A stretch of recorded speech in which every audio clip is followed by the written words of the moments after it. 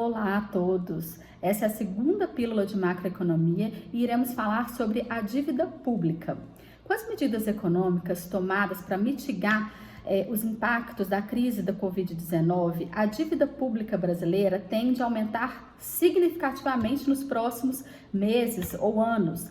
Então é de suma importância a gente compreender o que é a dívida pública. O conceito da dívida diz respeito a todo o estoque de dívida que é acumulado pelo Tesouro Nacional, que é o órgão do país responsável pelas finanças públicas, né? Sendo que esse estoque de dívida, ele é oriundo da diferença que existe entre o que o governo arrecada e o que o governo gasta. O governo arrecada tributos e o governo gasta, seja gastos correntes, seja gastos de investimento. Então, quando ocorre um déficit orçamentário, isto é, quando o governo gasta mais do que o que ele arrecada, isso gera um fluxo, de déficit que vai ser acumulado no chamado estoque da dívida pública. Então, o déficit orçamentário é um fluxo que acumula o chamado estoque da dívida pública, que é esse estoque acumulado a cada ano pelo governo. Como é feita a emissão da dívida pública? A dívida pública no Brasil ela é mobiliária, isto é, ela é composta por títulos públicos, que são aqueles papéis através dos quais o governo se compromete a pagar os seus valores, em datas futuras, acrescidos de juros, que é o que a gente chama do custo da dívida pública. Quem compra esses títulos públicos somos nós, pessoas, investidores, fundos de previdência privada, bancos, fundos de investimento, asseguradoras, corretoras, investidores estrangeiros, Essas compras elas são feitas via Tesouro Direto. E há uma diversidade de títulos que o Tesouro Nacional emite. Isso atende a demandas variadas de investimentos, desses investidores, e também acaba melhorando a gestão da dívida pública, porque esses papéis, como eu disse, eles têm um custo, que corresponde aos juros que se paga, dessa dívida emitida em títulos.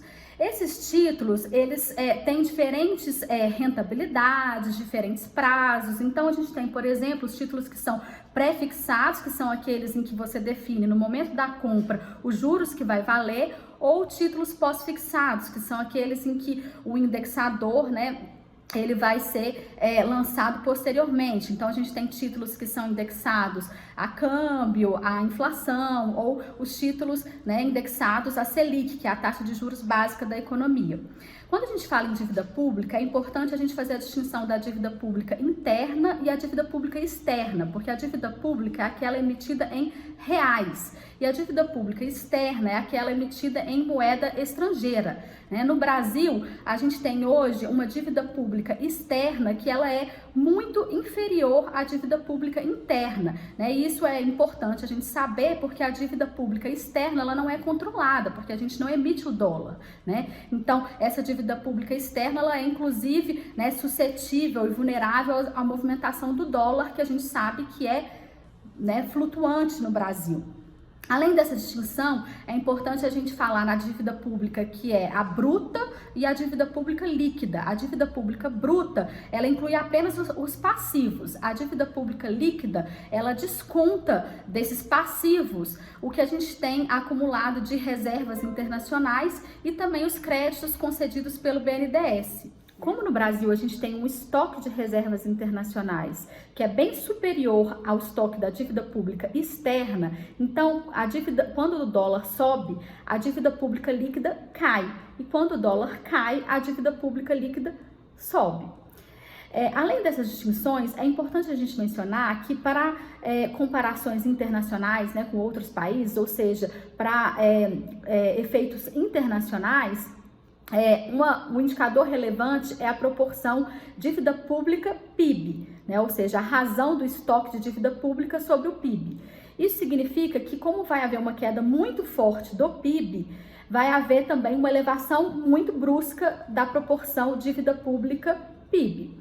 né? Ou seja, ela deve superar 100%. Mas isso não é tão assustador, tão relevante, na medida em que outros países, como os europeus, né, também têm proporção de dívida pública PIB superior a 100%. Mas, para compreensão, então, né, do quão grave esses aumentos tão fortes da dívida pública PIB, é importante, então, a clareza do conceito do estoque de dívida pública.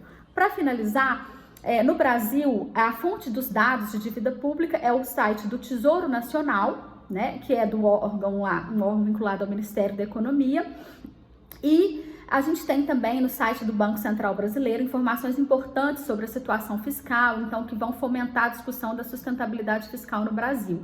E a gente tem também, vale mencionar, a Instituição Fiscal Independente, a IFE, né, vinculada ao Senado, que também faz estudos, né, estimativas relacionadas ao tema da dívida pública. Obrigada.